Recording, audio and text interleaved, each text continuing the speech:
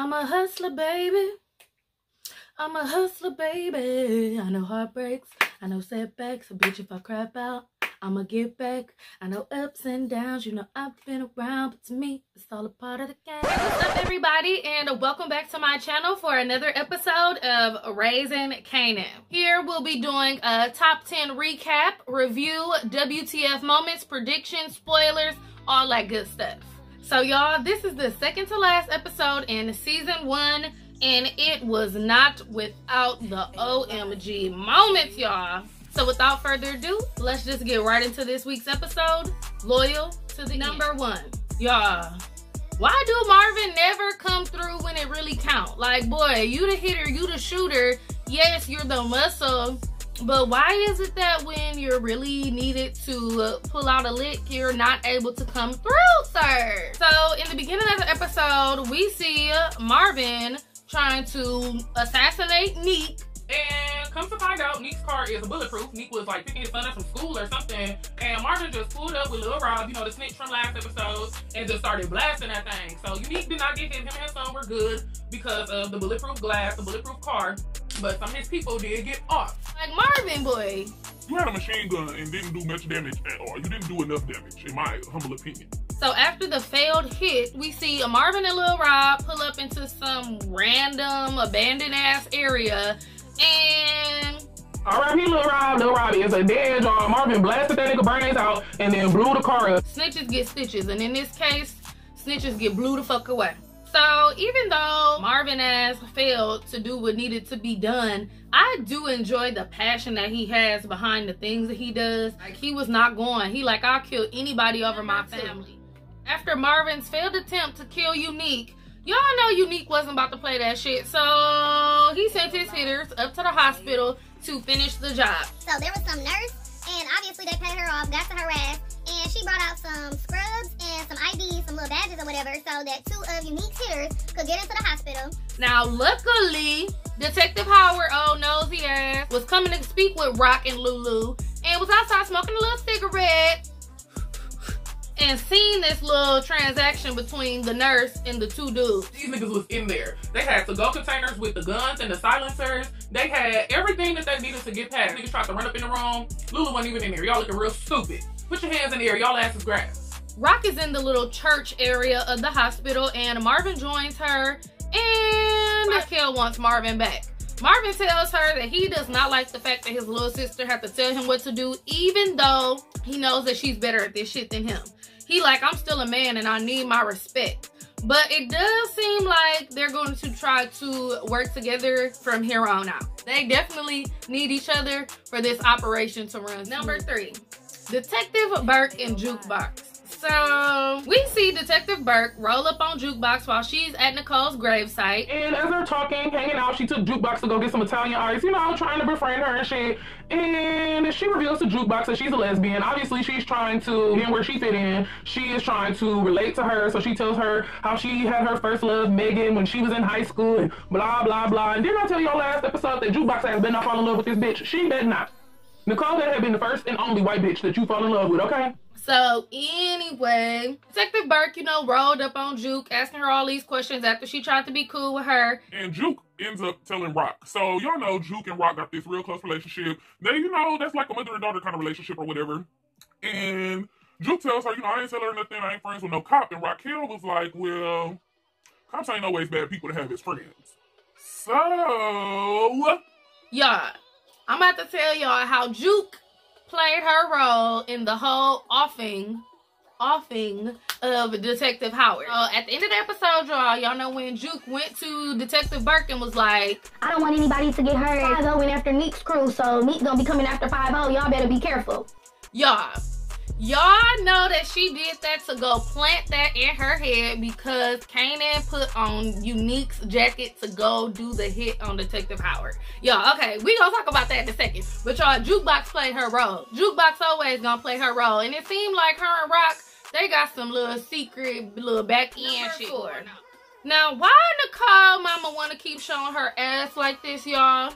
So Nicole's parents went up to the police station because Nicole mama swear Jukebox killed Nicole. Talking about oh, our daughter was never doing this ghetto shit before she met Laverne, and my daughter is no ghetto little crackhead, and blah, blah. Bitch, your daughter is a crackhead. Your daughter is a fucking hype. Your daughter is, she is what she is, and she's dead now. Don't blame Juke. Juke did not do that shit, okay? The mama went in there and showed her whole ass in the police department, and the daddy was trying to, you know, calm her down. Like, girl, you're doing too much. This is not gonna bring our daughter back. Like, you need to relax.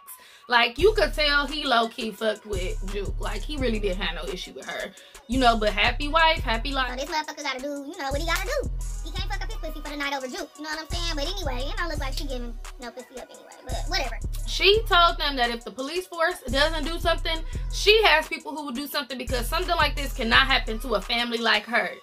So, I don't know what the fuck that's supposed to mean. Like, if she thinks she got some little real hitters. I don't think she want to fuck with Jukebox and them family, but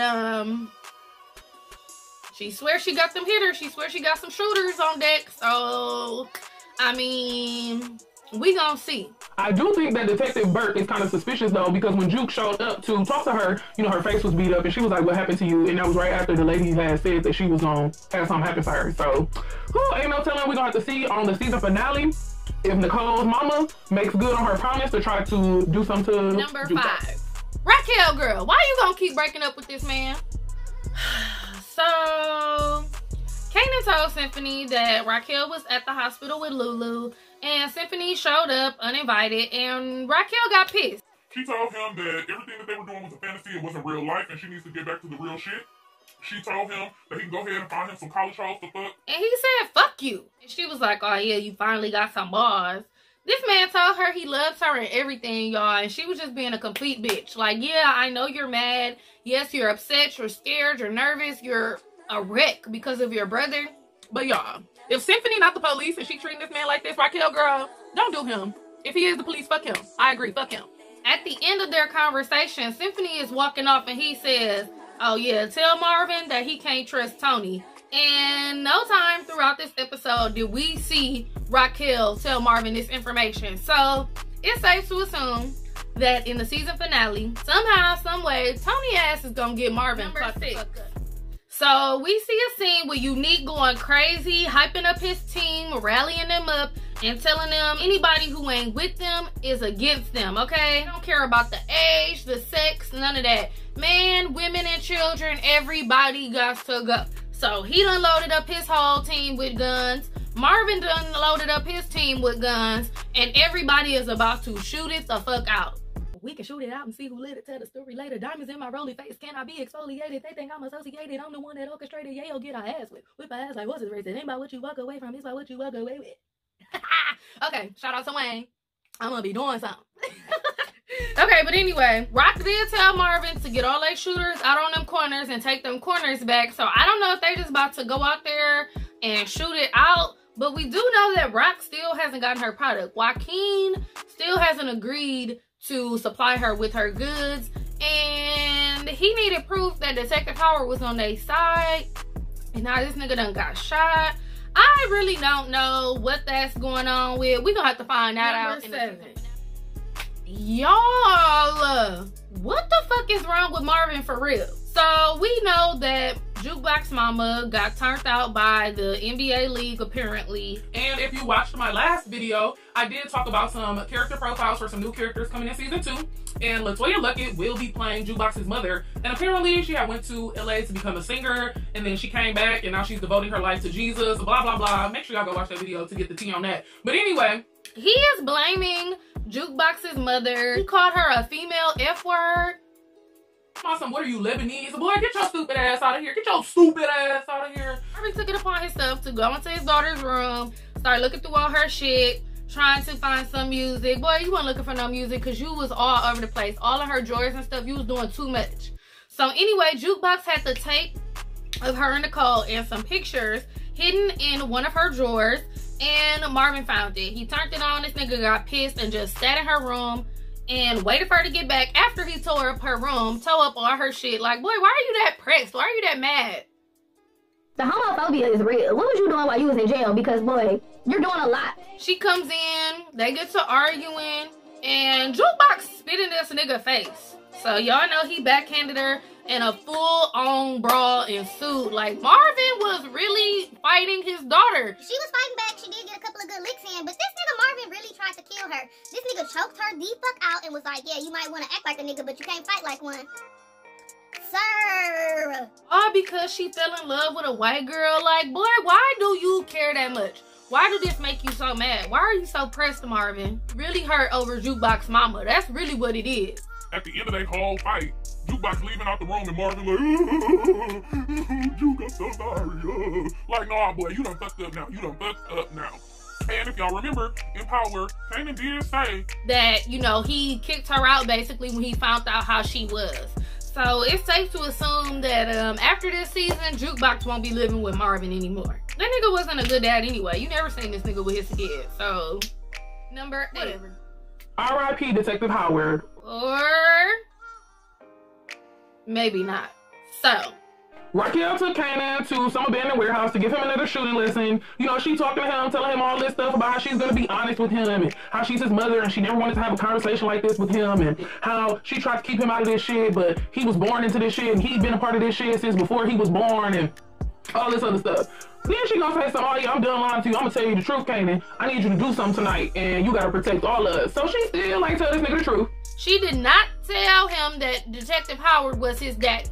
She did tell this nigga though, when you kill somebody, you need to put 2 where they heart be and 1 where they used to think. And y'all, when Kanan went to go do the hit, he only shot this nigga once somewhere in this region and maybe once in the head. So he did not follow his mama advice. And from the preview, y'all, Detective Howard ain't dead. He ain't dead yet, at least. He's gonna get his dying proclamation out and he's gonna end up telling Kanan that he is his son for real. Because when Kanan walked up on him, Kanan kind of looked surprised like, oh, this the nigga she wanted me to kill? Like, she didn't even tell him who he was going to go kill. And then, right before Kanan shot him, Detective Howard did call him son.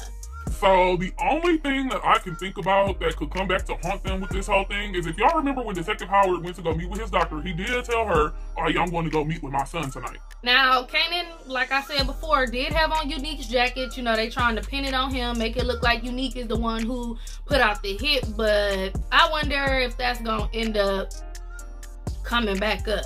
And during this time where Kanan was out attempting to murder his father, he saw Raquel at church with her own mother.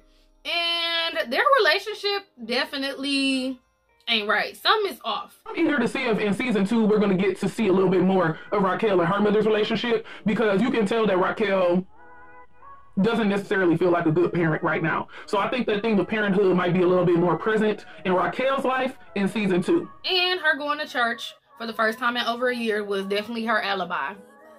We know how Rock do. As soon as I seen her at church, I was like, girl, that's your alibi. Number 9. Lulu is awake. I told y'all Lulu was not dead. We already knew that. Once Lulu took over half of Crown business, we knew that this nigga was not about to die. And like I said before, if you haven't watched my last video, in my new character profiles, we have a new character who is going to be featured on Crown and Lulu's label next season. So I already knew Lulu wasn't going to be dead. I just didn't know what effects that this whole ordeal was going to have on him. Like, you know, he might have came out crippled or couldn't see or something. I don't know. So I knew he wasn't dead, but it's good to see that he woke up. It was funny to me that Jess was the only one there for him when he woke up. He like, where everybody at? She stayed there, wanted to be there when he woke up. So she get a couple of cool points for that. But I still don't fuck with her. I still want Lulu to find him a better bitch because there's something about her I just do not like. And y'all, let's talk about the terrible ass effects makeup they had on Lulu. Like, y'all, it was supposed to be burns on him. Y'all, they play too much. They look like they done did some finger paste. They look like my godson done played around on his face while he was asleep. Quit playing with me. Y'all know y'all got a better budget for some makeup than that. I know people, like regular ass people, who y'all could have charged like $1,000 to do all y'all special effects makeup for the host. Quit playing. Y'all bogus. Y'all bogus. Y'all took me off the show for a second with that shit. I'm like, what the hell is that? Child. Number 10.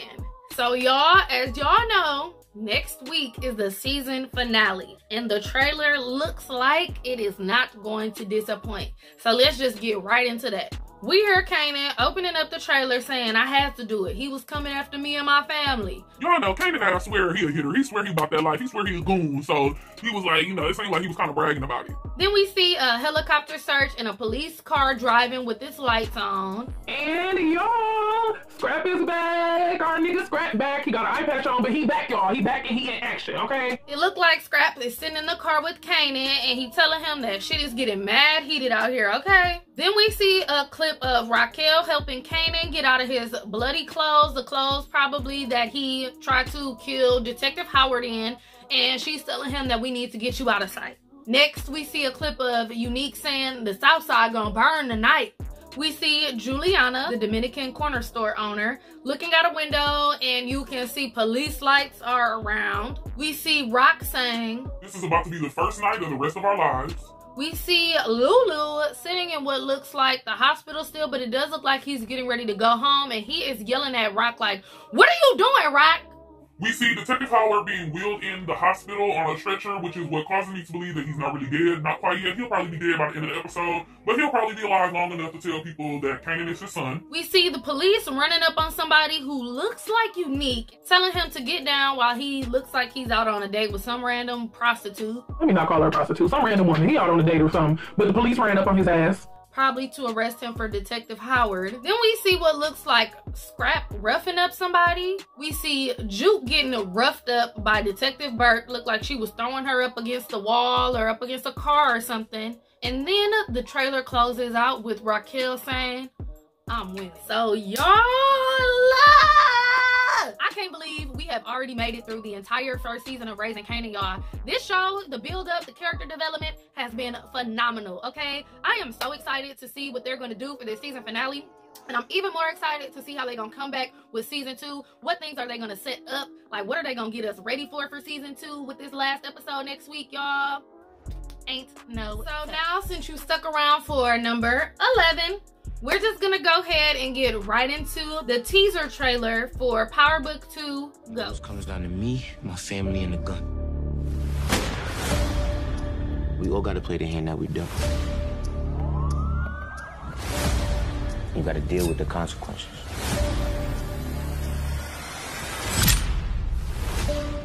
They obviously didn't show us that much. Y'all know they gonna keep shit under wraps, especially until they show us the official trailer. But it was good to see that they finally set a date, November 21st, the week of Thanksgiving. We will get our first episode of season 2 of Power Book 2 Ghost. I know a lot of people hated Tariq when Power was on, but I actually did it because I hated Ghost. So Ghost got on my nerves. Tommy was always my favorite character, so yeah, I was biased anyway. But yes. Let me know down below what you thought of this week's episode of Raising Kanan. Let me know some of your predictions or hopes for season 2 of Power Book 2 Ghost. And before you go, make sure you like and subscribe and check out some other videos on my channel because I know y'all feeling the vibes. Thank you so much for tuning in, and I will see you all next week for the season finale of Raising Kanan. Bye. Money, I'ma make money when shit hit the fan. We'll take money. Southside.